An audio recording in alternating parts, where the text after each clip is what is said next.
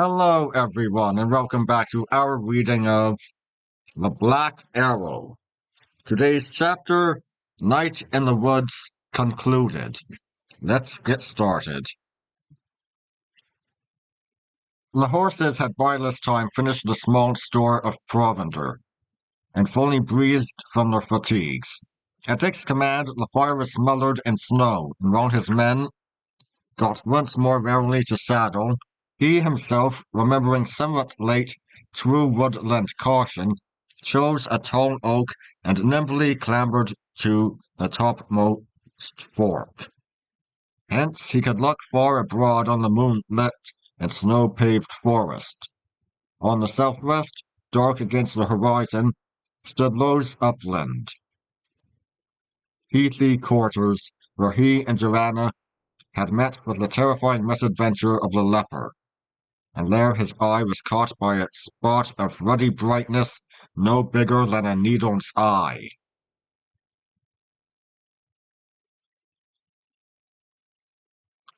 He blamed himself sharply for his previous neglect. Were that, as it appeared to be, the shining of Sir Daniel's campfire, he should long ago have seen and marched for it. Above all, he should for no consideration have announced his neighbourhood by lighting a fire of his own. But now he must no longer squander valuable hours. The direct raid to the uplands was about 2 miles in length, but it was crossed by a very deep, precipitous dingle, impassable to mounted men, and for the sake of speed it seemed to Dick advisable to desert the horses and attempt the adventure on foot.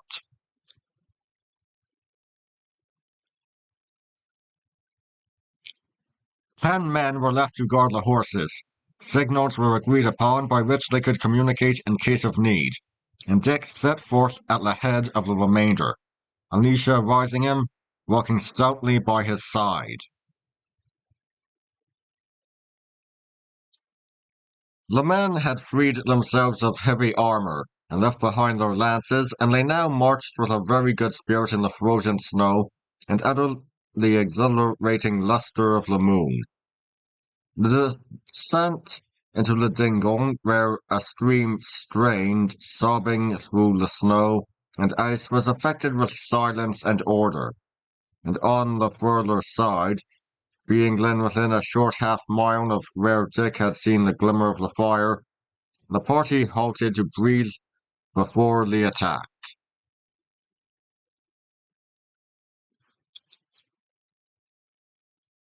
In the vast silence of the wood, the lightest sounds were audible from far, and Alicia, who was keen of hearing, held up her finger warningly, and stooped to listen. All followed her example, but besides the groans of the choked brook in the dingle close behind, and the barking of a fox at a distance of many miles among the forest, to Dick's acutest hearkening, not a breath was audible.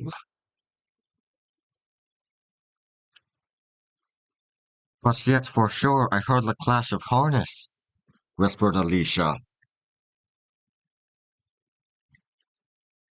Madam, returned Dick, who was more afraid of that young lady than of 10 stout warriors, I would not hint ye were mistaken, but it might well have come from either of the camps.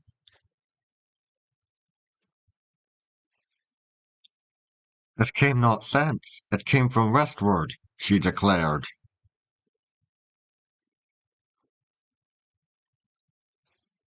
It may be what it will, returned Dick, and it must be as heaven please. Reck not a jot, but push on the livelier and put it to the touch. Up, friends, enough breathed.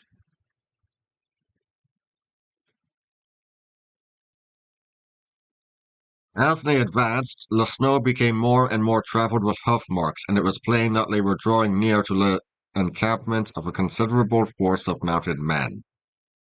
Presently they could see the smoke pouring from among the trees, woodily coloured on its lower edge and scattering bright sparks.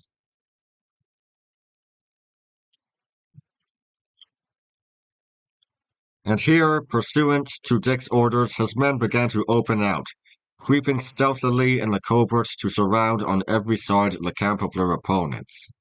He himself placing Alicia in the shelter of a bulky oak, stole straight forth in the direction of the fire.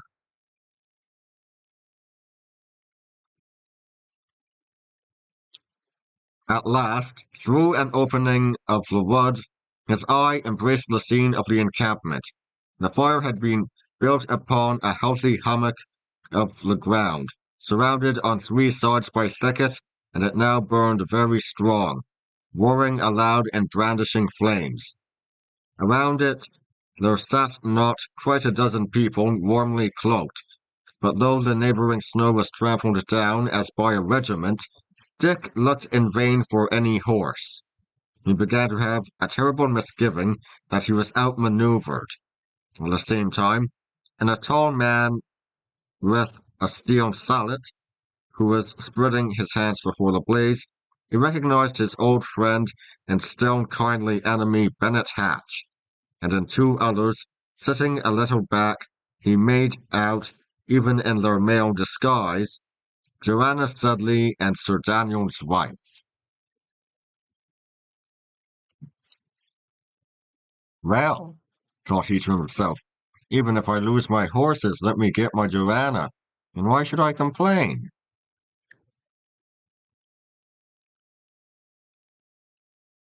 And then, from the further side of the encampment, there came a little whistle announcing that his men had joined, and the investment was complete.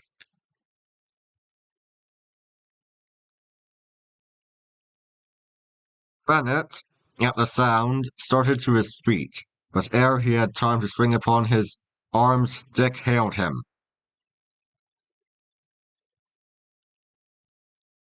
Bennet, he said, Bennet, old friend, yield ye. Ye will but spill men's lives in vain if ye resist.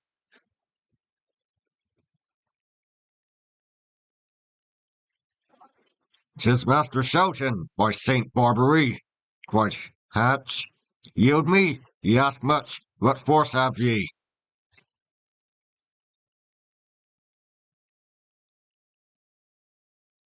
"I tell you, Bennet, ye are both outnumbered and begirt," said Dick. "Caesar and Charlemagne would cry for quarter.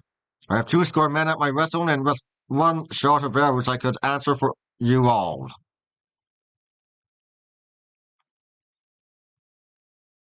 "Master Dick," said Bennet, "it goes against my heart, but I must do my duty. The saints help you."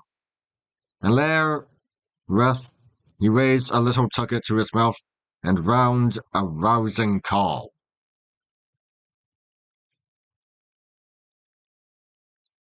Then followed a moment of confusion, for while Dick, fearing for the ladies, still hesitated to give the word to shoot, Hatch's little band sprang to their weapons and formed back to back as for a fierce resistance.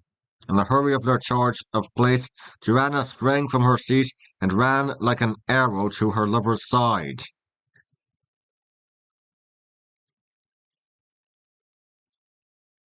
"Here, Dick," she cried as she clasped his hand in hers.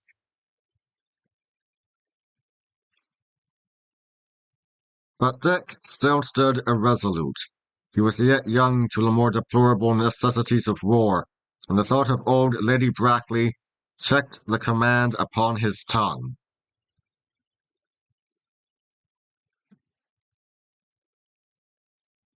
His own men became restive. Some of them cried on him by name, others of their own accord began to shoot, and at the first discharge poor Bennet bit the dust. Then Dick awoke.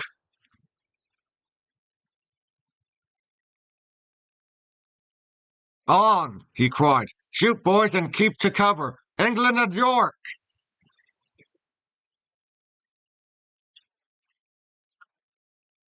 But just then the dull beat of many horses on the snow suddenly arose in the hollow ear of the night, and with incredible swiftness drew nearer and swelled louder.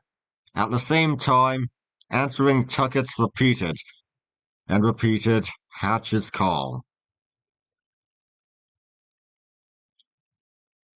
"Rally! Rally!" cried Dick. "Rally upon me! Rally for your lives!"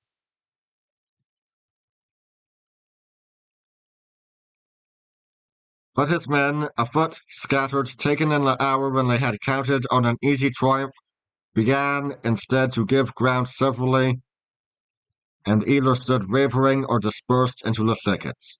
And when the first of the horsemen came charging through the open avenues, and fiercely riding their steeds into the underwood, a few stragglers were overthrown or speared among the brush.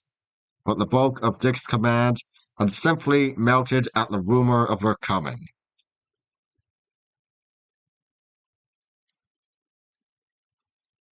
Dick stood for a moment, bitterly recognizing the fruits of his precipitate and unwise valor. Sir Daniel had seen the fire. He had moved out with his main force, whether to attack his pursuers or to take them in the rear if they should venture the assault.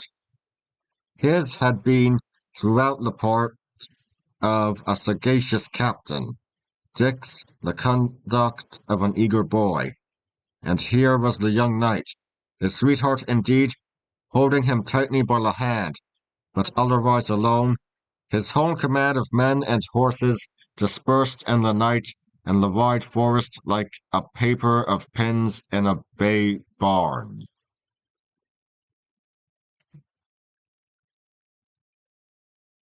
The saints enlighten me, he thought. It is well I was knighted for this morning's matter. This doth me little honour.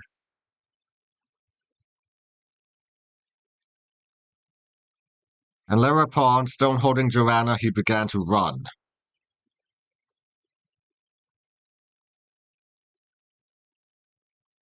The silence of the night was now shattered by the shouts of the men of Tunstone as they galloped hither and thither, hunting fugitives, and Dick broke boldly through the underwood and ran straight before him like a deer. The silver clearness of the moon upon the open snow increased by contrast the obscurity of the thickets, and the extreme dispersion of the vanquished led the pursuers into widely divergent paths. Hence, in but a little while, Dick and Joanna paused in a close covert and heard the sounds of the pursuit scattering abroad, indeed, in all directions, but yet fainting already in the distance.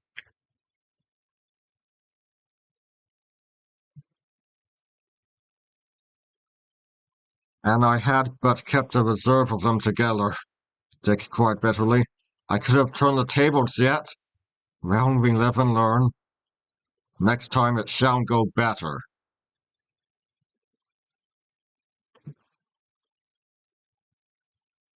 Nay, Dick, said Joanna. What matters it? Here we are together once again.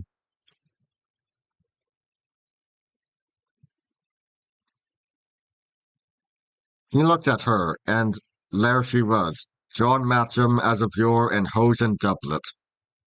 But now he knew her. Now, even in that ungainly dress, she smiled upon him, bright with love, and his heart was transported with joy.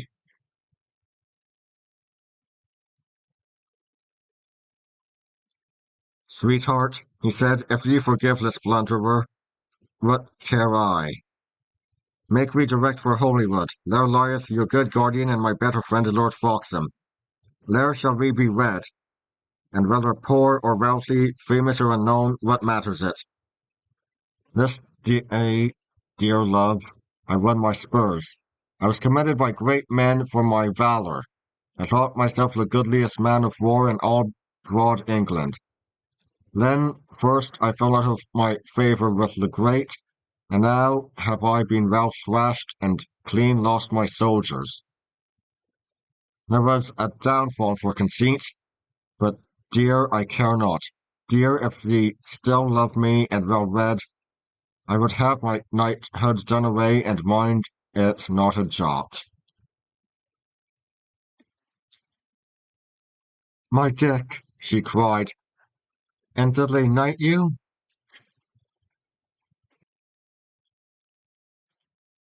Ay, dear, ye are my lady now, he answered fondly, for ye shall ere noon tomorrow, will ye not?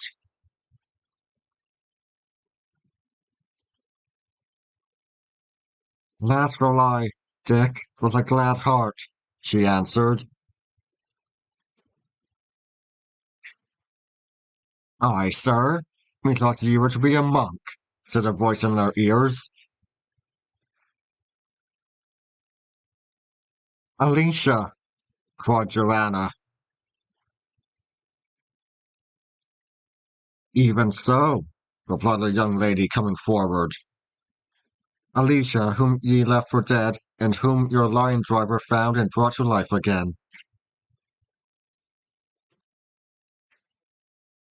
"Madam," cried Dick, "upon my soul I had forgotten you outright. Madam, ye must try to pardon me. Ye see, I had new found Joanna." "I did not suppose that ye had done it o' purpose," she retorted, "but I will be cruelly avenged. I will tell a secret to my Lady Shelton, she that is to be," she added, curtsying. "Joanna," she continued, "I believe upon my soul your sweetheart is a bold fellow in a fight, but he is, let me tell you plainly, the softest hearted simpleton in England. Go to, ye may do your pleasure with him. And now, fool children, first kiss me, either one of you, for luck and kindness, and then kiss each other just 1 minute by the glass, and not 1 second longer. And then let us all three set forth for Holywood as fast as we can stir, for these woods, methinks, are full of peril and exceeding cold."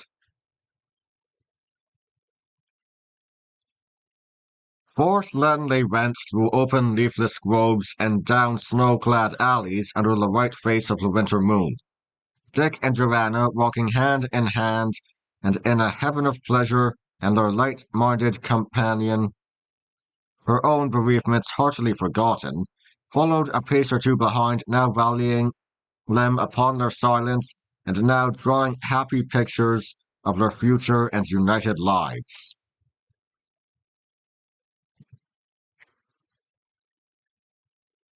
Still, indeed, in the distance of the wood, the riders of Tunstone might be heard urging their pursuit, and from time to time cries or the clash of steel announced the shock of enemies. But in these young folk, bred among the alarms of war and fresh from such a multiplicity of dangers, neither fear nor pity could be lightly reckoned. Content to find the soul still drawing farther and farther away, they gave up their hearts to the enjoyment of the hour, walking already, as Alicia put it, in a wedding procession, and neither the rude solitude of the forest nor the cold of the freezing night had any force to shadow or distract their happiness.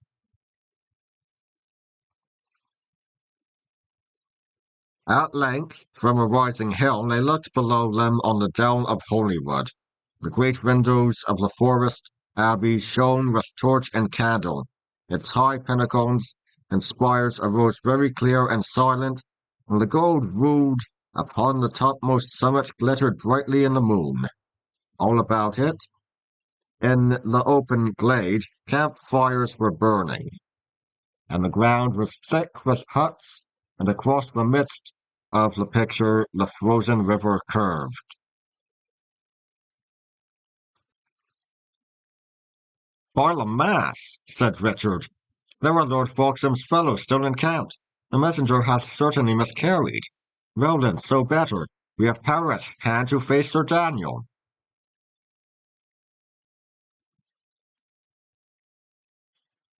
But if Lord Foxham's men still lay encamped in the long home at Holywood, it was from a different reason from the one supposed by Dick.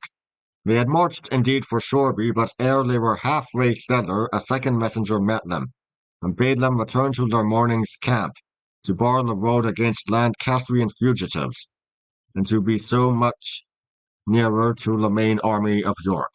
For Richard of Gloucester, having finished the battle and stamped out his foes in that district, was already on the march to rejoin his brother, and not long after the return of my Lord Foxham's retainers, Crookback himself drew rein before the abbey door.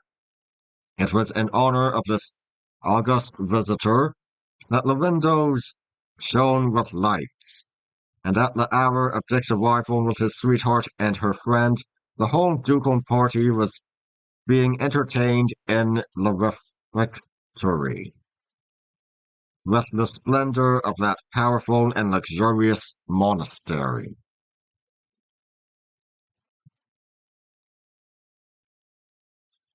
Dick, not right with his good will, was brought before them. Gloucester, sick with fatigue, sat leaning upon one hand, his white and terrifying countenance. Lord Foxham, half recovered from his wound, was in a place of honour on his left. "How, sir," asked Richard, "have ye brought me Sir Daniel's head?"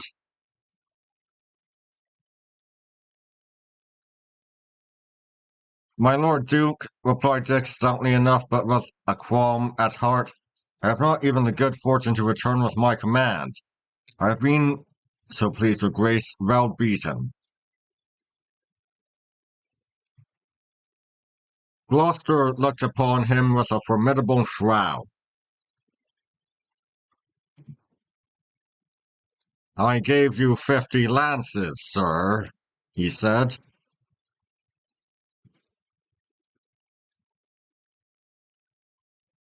"My Lord Duke, I had but 50 men-at-arms," replied the young knight.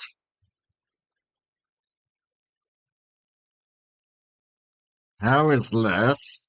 said Gloucester. "He did ask me 50 lances."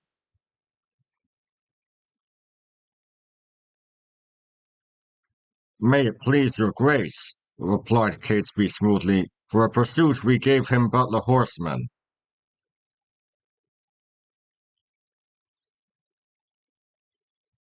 "It is well," replied Richard, adding, "Shelton ye may go."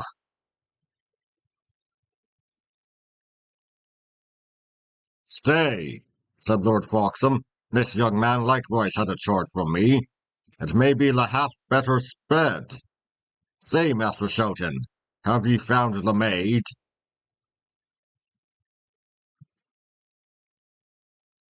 "I praise the saints, my lord," said Dick.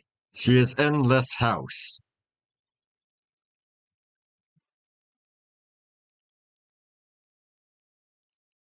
"It is even so. Well then, my Lord Duke," resumed Lord Foxham, "with your good will, tomorrow before the army march I do propose a marriage. This young squire—" "Young knight," interrupted Catesby. "Say ye so, Sir William?" cried Lord Foxham. "I did myself in for good service dub him knight," said Gloucester. "He hath thrice manfully served me. It is not valour of hands, it is a man's mind of iron that he lacks. He will not rise, Lord Foxham. Howbeit, if he is to marry, marry him in the name of Mary and be done."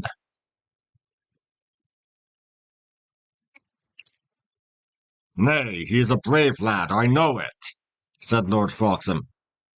"Content ye then, Sir Richard. I have compounded this affair with Master Hamley, and tomorrow ye shall wed."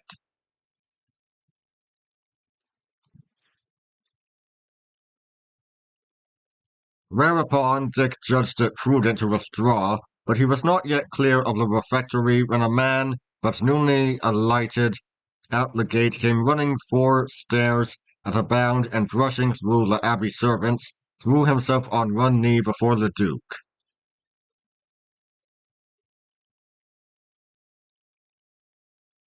"Victory, my lord!" he cried.